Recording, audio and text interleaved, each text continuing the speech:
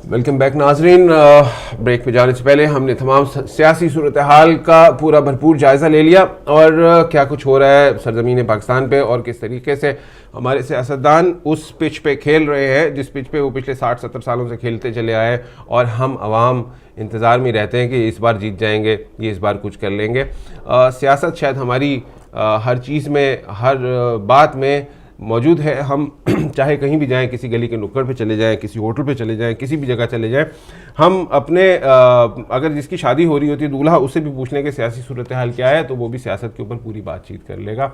अफसोसनाक बात यह है कि हम तमाम बातें, ये तमाम चीज़ें हम अपने हर कौमी इदारे में ला चुके हैं और हर जगह ये पाई जा रही है। अब क्रिकेट की सूरत हाल पे चलते हैं। मैंने ब्रेक पे जाने से पहले आपको अर्ज़ किया था कि हमारे साथ पाकिस्तान के बेहतरीन मुबस्सर, तारीख़ी क्रिकेट की तारीख़ अगर किसी को जाननी है, क्रिकेट की दुनिया भर की तारीख़ अगर क्रिकेट की किसी को जाननी है, तो फिर मिर्ज़ा इकबाल बेग साहब एक सरमाया है, एक एसेट है और उनके पास वो ज़ख़ीरा है जो शायद मैंने तो कभी अपनी ज़िंदगी में नहीं सुना कि किसी और के पास इस तरीके से वो पूरी ब्रीफ हिस्ट्री दे सकते हैं, पूरी बातें कर सकते हैं कि क्रिकेट में कौन कब कहाँ कैसे हुआ। लेकिन आज हम ये नहीं पूछेंगे, हम उनसे ये पूछेंगे कि सरकार ये बताइए कि आखिर ये कल हुआ क्या भाइयों से हार गए या फिर पसे पर्दा कुछ और राज हैं। खुशामदीद कहता हूँ इकबाल साहब प्रोग्राम में आपको। बहुत बहुत शुक्रिया काजिम साहब, आपके तारुफ का बेहद शुक्रिया। जनाब जनाब जनाब जनाब ये तो कुछ भी नहीं है जी, आपके तारुफ में तो फिर पूरी टाइम हमारा ख़त्म हो जाएगा। जी कल का जो आपने पूछा, एक तो आपने कहा भाइयों से हार गए। आपको याद होगा 1999 में नॉर्थहैम्पटन में वर्ल्ड कप में पाकिस्तान बांग्लादेश से हारा था और वसीम अकरम कप्तान थे। उन्होंने एक बयान दिया था कि कोई बात नहीं, अगर हम हार गए तो क्या हुआ, अपने भाइयों से हार गए। लेकिन कल किसी को बयान देने की जरूरत इसलिए पेश नहीं आई कि बांग्लादेश की टीम अब एक मजबूत कुव्वत का रूप इख्तियार करती जा रही है वक्त गुजरने के साथ साथ, और जिस तरह उसने वर्ल्ड कप में उमदा कारकर्दगी का मुजाहरा किया, क्वार्टर फाइनल तक रसाई की, तो अब ऐसी कोई बात नहीं है। लेकिन मैं ये समझता हूँ काजिम साहब कि सियासत का जहर जो है वो पाकिस्तानी क्रिकेट टीम में शरायत करता जा रहा है। और आप देखिए, एक जमाना था 1994 जब पाकिस्तान 4 चीजों का वर्ल्ड चैंपियन था, जिसमें क्रिकेट, हॉकी, स्क्वाश और स्नूकर शामिल थे। लेकिन अब सूरत हाल जगर्दू होती जा रही है। अगर आप देखें कि पाकिस्तान कहाँ जा रहा है खेलों में, और वो रिफ्लेक्ट कर रहा है। क्रिकेट टीम में भी सियासत अपने उरूज पर है और इस सियासत का आगाज किया पाकिस्तान के वजीर आजम ने, जब नजम सेठी साहब को उन्होंने पाकिस्तान क्रिकेट बोर्ड का इंटरिम कमेटी का चेयरमैन बनाया और वहीं से सियासत की इब्तिदा हुई। और आपस के जो इख्तिलाफात है, जो सर्द जंग है, वो पाकिस्तान क्रिकेट को एक ऐसी गहरी खाई की जानिब ले जा रही है कि अगर पाकिस्तान क्रिकेट उस खाई में गिर गया तो फिर यकीनन लोग बददिल हो जाएंगे क्रिकेट से। ये सब कुछ यकीनी तौर पे ऐसे ही हो रहा है। मुझे ऐसा लगता है कि कौम जो है उसको बिल्कुल बददिल किया जा रहा है कि भाई ये खेल वेल क्या होते हैं, जो कुछ है वो सियासत है और जिस तरीके का वो निज़ाम चलाना चाहते हैं उस तरफ जा रहे हैं। लेकिन बहरहाल क्या वक़ार यूनुस ही वाहिद शख्सियत है जो इस तमाम चीज़ को जो है वो ड्राइव की जा रही है क्रिकेट में सियासत? उनके अपने सख्त मिजाज जो उनका है, जैसे कि हम पहले भी देखते थे कि उनके मिजाज में सख्ती होती थी और जिसकी वजह से कई क्रिकेटर्स के करियर ख़त्म हुए, जिसमें शोएब मलिक साहब ने भी कह दिया और मोहम्मद यूसुफ ने भी कहा और दूसरे भी हैं क्रिकेटर्स जिन्होंने कहा कि हमारा करियर को वक़ार यूनुस की वजह से नुकसान पहुंचा है। कहीं ऐसा तो नहीं कि इस डूबती नैया को यही जो रहबर हैं जो इस वक्त इसको ड्राइव करना चाहते हैं वो इसको डुबोते चले जा रहे हैं?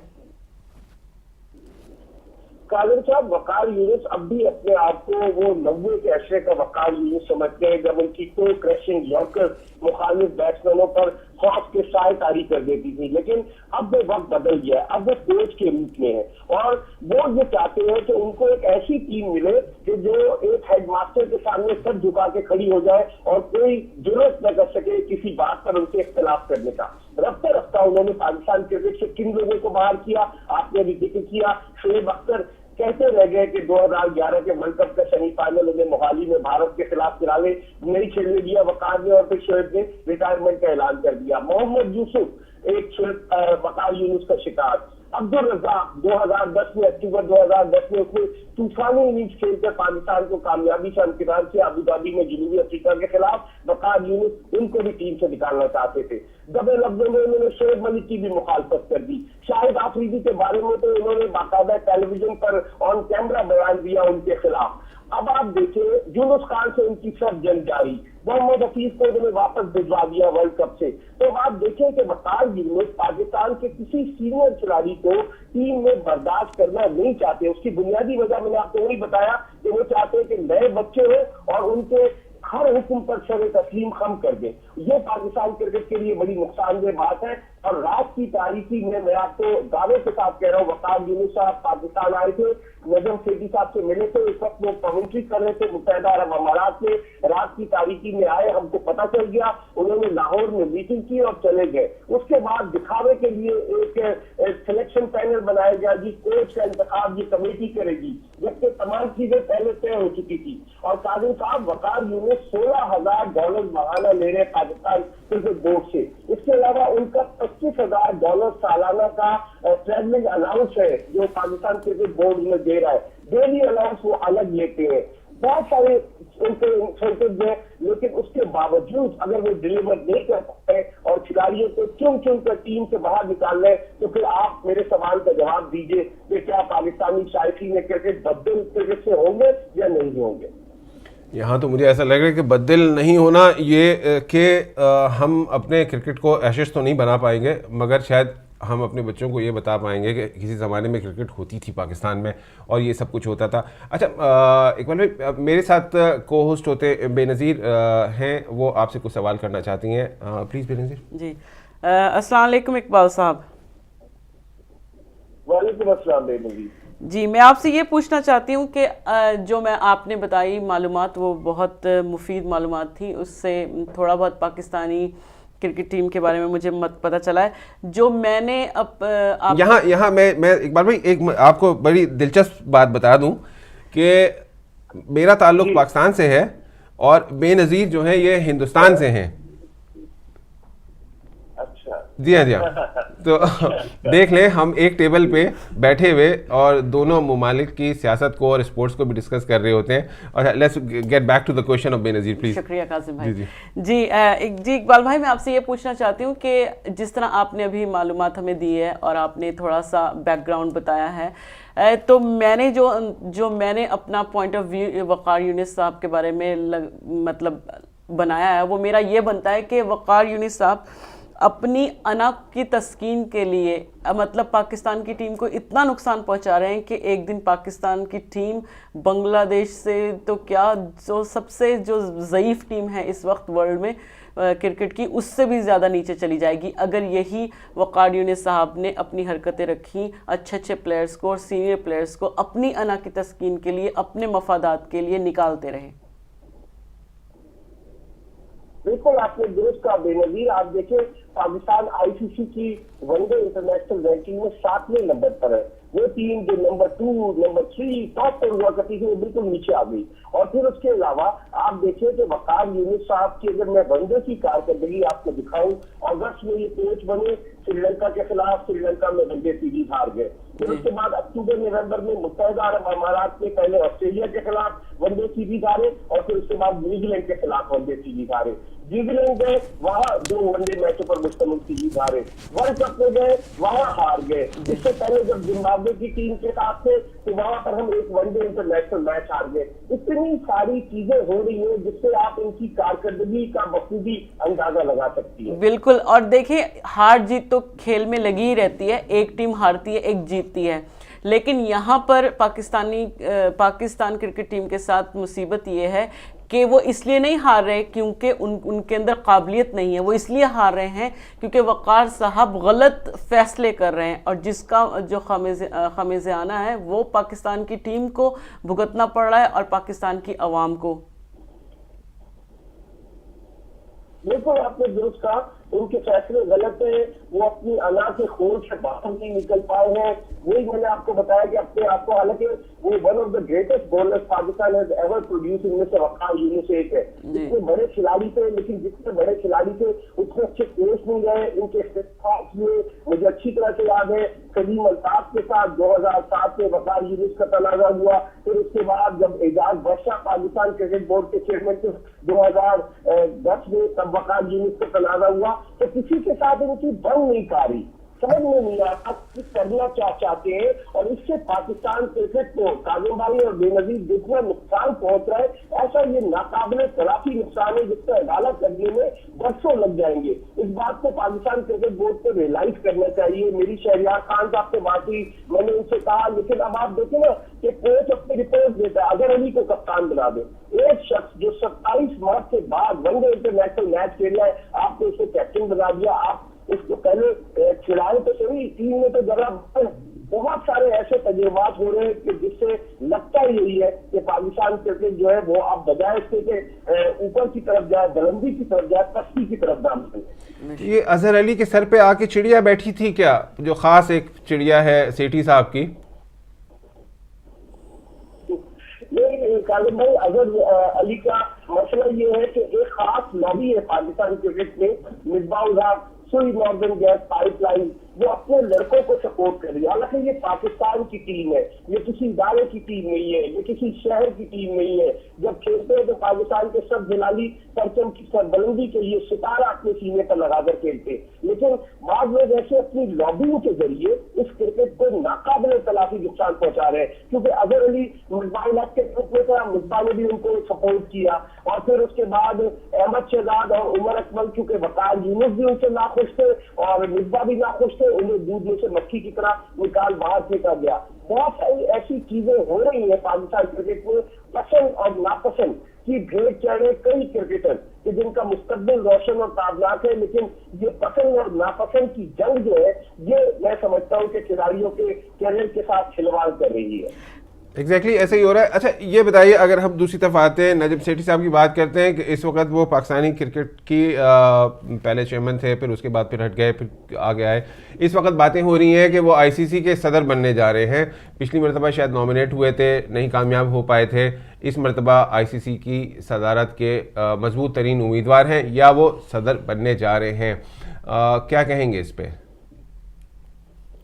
काजिम रजा साहब, उन्होंने पाकिस्तान क्रिकेट बोर्ड ने उन्हें नॉमिनेट कर दिया है और वो 1 जुलाई को इंटरनेशनल क्रिकेट काउंसिल के सदर का ओहदा संभालेंगे, जो एक सेरेमोनियल पोस्ट है। लेकिन अब आप देखें ना कि आईसीसी एक जानिब कहती है कि हुकूमती मुदाखलत नहीं होनी चाहिए क्रिकेट के मामला में।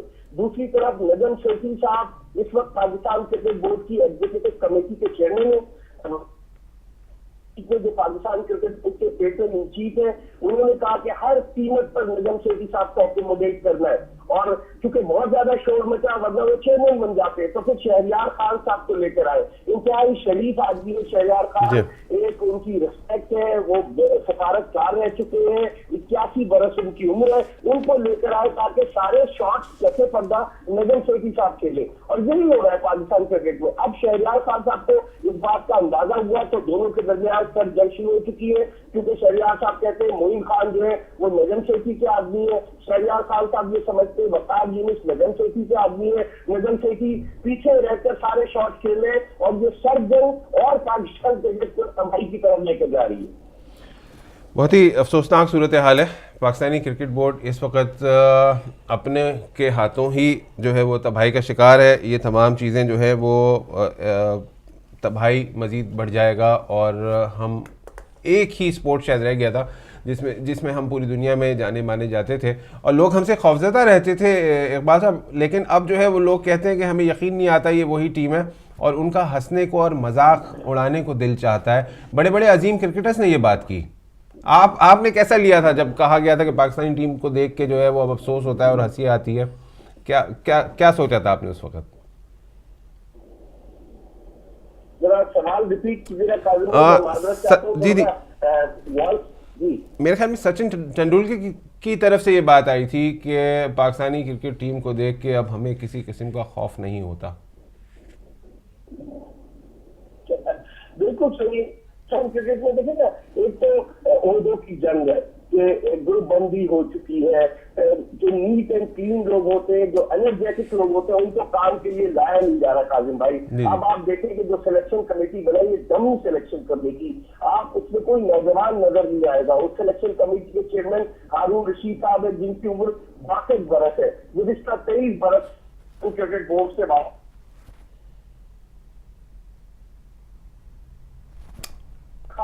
जिनकी उम्र 69।